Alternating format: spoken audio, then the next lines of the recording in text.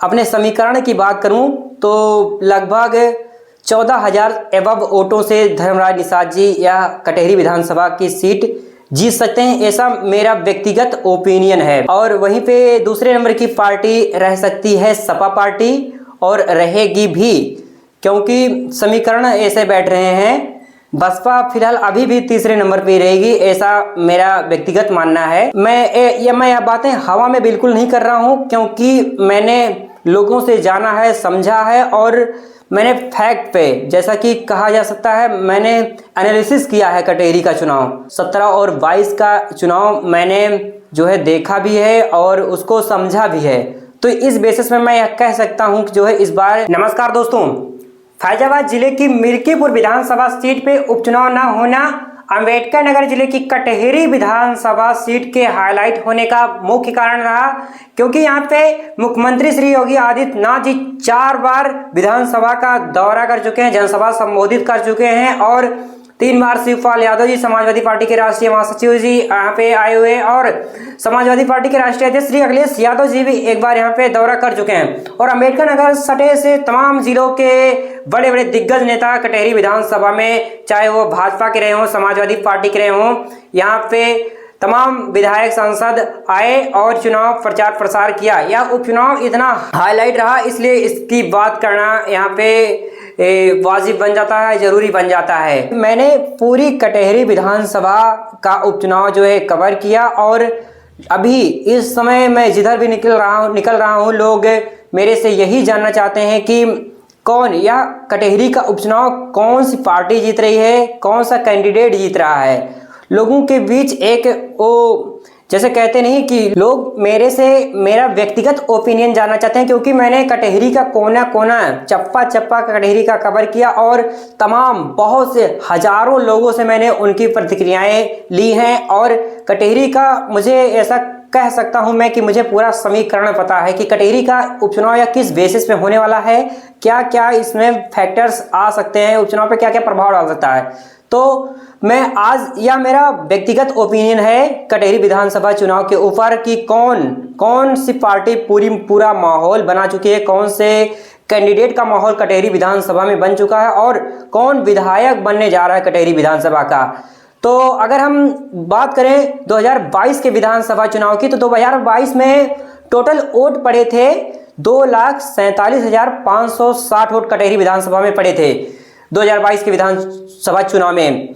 तो अगर जीतने वाले प्रत्याशी थे समाजवादी पार्टी से लालजी वर्मा जी, जो कि वोट पाए थे 93,524 वोट, और वहीं पे दूसरे नंबर के कैंडिडेट थे अवधेश द्विवेदी जी, जो कि निषाद पार्टी और भाजपा एनडीए गठबंधन से थे। उनको वोट मिला था टोटल 85,828 वोट।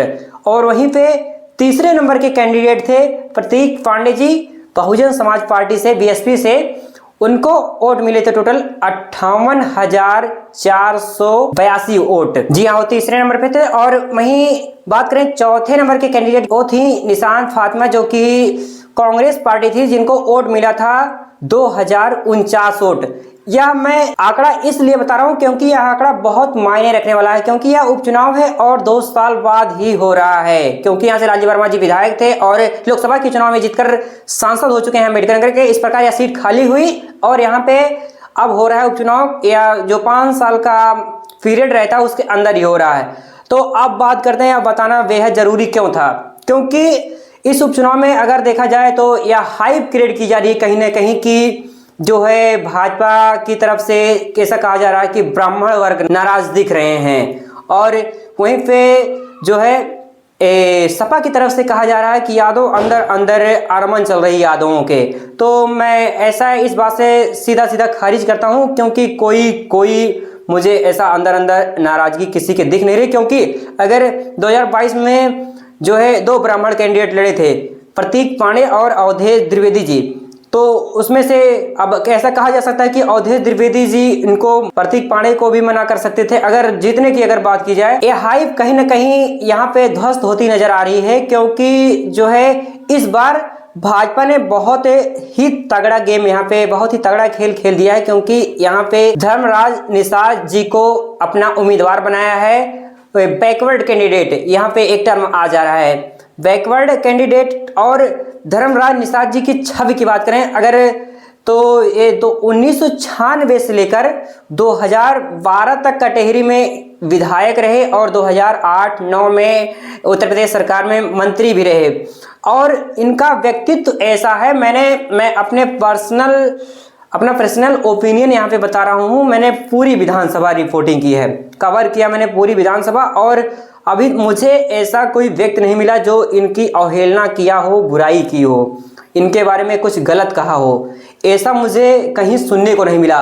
व्यक्तित्व इतना इनका साफ है, लोग इनको जिस नज़रिए से देख रहे हैं इससे यह साफ जाहिर हो रहा है कहीं न कहीं यह उपचुनाव भाजपा के पक्ष में, भाजपा की गोद में जाता हुआ नजर आ रहा है।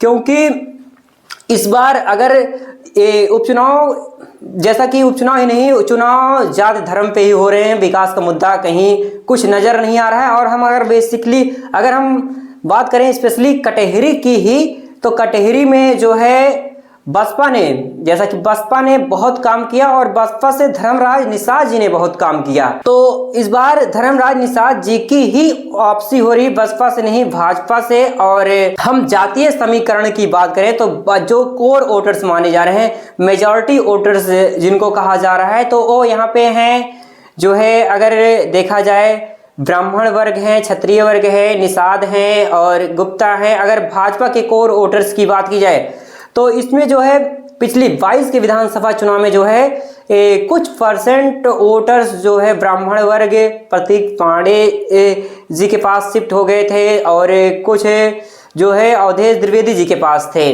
और लेकिन वहीं पे जो है कटेहरी में एक ये भी टर्म चलता है कि ब्राह्मण क्षत्रिय यहाँ पे कोई भी अगर कैंडिडेट आता है तो वह जीत नहीं पाएगा, क्योंकि कटेहरी माना जाता है पिछड़े वर्गों का ओबीसी कहा जा सकता है, ओबीसी एससी का गढ़ माना जाता है कटेहरी विधानसभा, अम्बेडकर नगर पूरी माना जाता है। तो ऐसा कहना बिल्कुल गलत नहीं होगा कि जो है इस बार बैकवर्ड कैंडिडेट के आ जाने से यह माना जा रहा है कि जो बैकवर्ड वोटर, जो ओबीसी वोटर्स हैं वो तो हैं ही, इस बार स्वर्ण वोटर, अपर कास्ट के जनरल वोटर्स जिन्हें कहा जाता है, वो लोग भी कहीं ना कहीं एक पक्ष में नजर आ रहे हैं। ब्राह्मण क्षत्रिय भाजपा पे ही रहेंगे इस बार, किसी के कहीं भी जाने की संभावना यहाँ पे नहीं लग रही है। अगर दूसरी पार्टियों की बात की जाए तो वहाँ पे 2 वर्मा कैंडिडेटों का होना ये बहुत ही बड़ा फैक्टर, क्योंकि वर्मा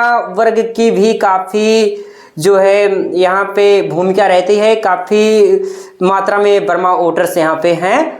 तो इस वजह से, और एक टर्म कटेहरी में और भी चल रहा है, अगर सपा की बात की जाए तो परिवारवाद, इससे भी बहुत से लोग रुष्ट है, लेकिन ज़्यादा प्रभाव किसी चीज़ का पड़ने वाला नहीं है, जैसा कि मैं पहले बता दिया हूँ। तो लेकिन कुछ परसेंट वर्मा वोटर्स भी इस बार अमित वर्मा और बसपा पे जाएंगे। और वहीं पे लालजी वर्मा जी काफ़ी दिग्गज नेता हैं, अम्बेडकर नगर के सांसद भी हैं और कटेहरी विधानसभा से विधायक थे, तो उनको हल्के में बिल्कुल नहीं लिया जा सकता। लेकिन इस बार जैसा कि साथी में गेम, ऐसा कहा जा सकता है कि दोस्त में गेम इस बार कटेहरी विधानसभा का होने जा रहा है। तो धर्मराज निषाद जी भी कहीं कम नहीं है, क्योंकि कटेहरी उनका गढ़ था और कटेहरी में जब तक वो थे उन्हें कोई हरा नहीं पाया था। और ऐसा माना जा रहा है कि उनकी वापसी जिस प्रकार हुई है और पूरे विश्व की सबसे बड़ी पार्टी से जो है उनकी वापसी हुई है, तो उनको बिल्कुल हल्के में आंका नहीं जाता। और इस बार कटेहरी में जातीय समीकरण की जहां बात हो रही थी, वह तो वहीं पे जो है सपा पार्टी के कोर वोटर्स की अगर बात की जाए तो जहां पे यादव वर्ग हैं, मुस्लिम समुदाय, ऐसा कोर वोटर्स माने जाते हैं जिनकी मेजॉरिटी ज़्यादा है, तो ये लोग भी कहीं पे ज़्यादा जाने वाले नहीं हैं। कुछ अगर यादव वर्ग में नाराज़गी है तो वो बहुत ही बारीक मात्रा में है। सपा पार्टी भी काफ़ी अच्छी खासी टक्कर देगी और वर्मा वोटर्स जो है शिफ्ट हो सकते हैं कुछ परसेंट, ऐसा ही पूरी उम्मीद जताई जा रही है और होंगे भी। और वहीं पे अमित वर्मा जी इस बार, जो कि बसपा पार्टी ने बहुत ही पहले कैंडिडेट का चयन कर दिया था, और अमित वर्मा जी बहुत दिनों से चुनाव प्रचार प्रसार में लगे हुए हैं और वो इस बार लड़ेंगे। लड़ेंगे और काफ़ी अच्छी फाइट भी दे सकते हैं अगर किसी पार्टी के कुछ वोटर्स उनकी तरफ शिफ्ट होते हैं तो, क्योंकि बहुजन समाज पार्टी को बिल्कुल हल्के में नहीं लिया जा सकता कटहरी में। अगर हम आते हैं इस उपचुनाव पे, तो इस उपचुनाव में कहीं ना कहीं यह देखा जा रहा है कि पूरा का पूरा माहौल जो है भाजपा का बन चुका है, धर्मराज निषाद जी का बन चुका है। और पूरी उम्मीद यहाँ पे जो है, जिस तरीके से ग्राउंड पे माहौल दिख रहा है, तो पूरी उम्मीद जताई जा रही है कि जो है धर्मराज निषाद जी कटहरी की सीट इस बार निकाल लेंगे। इस बार भाजपा की वापसी हो रही है, ऐसा लोगों द्वारा बताया जा रहा है। मेरा पर्सनल ओपिनियन भी है। जैसा कि मैं ग्राउंड पे निकल रहा हूं तो चारों तरफ लोग मुझे बुला के यही पूछ रहे हैं कि भैया आपने तो पूरा कटहरी कवर किया हुआ है, तो कुछ तो बताइए समीकरण क्या कैसे बैठ सकता है और कौन जीत सकता है। तो यह मेरा पर्सनल व्यक्तिगत ओपिनियन है कि इस बार की यह सीट जो है धर्मराज निषाद जी निकाल रहे हैं, मेरे ओपिनियन के हिसाब से, मेरी रिपोर्टिंग के हिसाब से, क्योंकि मैंने ग्राउंड पे लोगों को देखा है, लोगों को समझा है, ऑन कैमरा भी ऑफ कैमरा भी, मैं दोनों की बात कर रहा हूँ। बहुत से लोग जहाँ पे बोलने के लिए इंटरेस्टेड नहीं रहते थे, वहाँ पे लोग मुझे बैठा के समीकरण भी बताते थे। तो इस वजह से मैं यह कह सकता हूँ कि भाजपा, और मैंने समझा है, और मैं लगभग इस बार कटहरी विधानसभा पिछली बार 2,47,000 पड़े थे, इस बार वोट का मार्जिन बढ़ सकता है और ऐसा माना जा सकता है घट भी सकता है, क्योंकि यह उपचुनाव है। लेकिन जहाँ तक पूरी उम्मीद जताई जा रही है कि बढ़ सकता है, और अगर वोट पड़ेंगे तो 2.5 लाख के ऊपर पड़ सकते हैं। और इसमें अगर कह सकते हैं अगर भाजपा जीत रही है, धर्मराज निषाद जी अगर जीत रहे हैं, तो अगर मैं अपने समीकरण की बात करूं तो लगभग 14,000 एबव वोटों से धर्मराज निषाद जी या कटहरी विधानसभा की सीट जीत सकते हैं, ऐसा मेरा व्यक्तिगत ओपिनियन है। और वहीं पे दूसरे नंबर की पार्टी रह सकती है सपा पार्टी, और रहेगी भी, क्योंकि समीकरण ऐसे बैठ रहे हैं।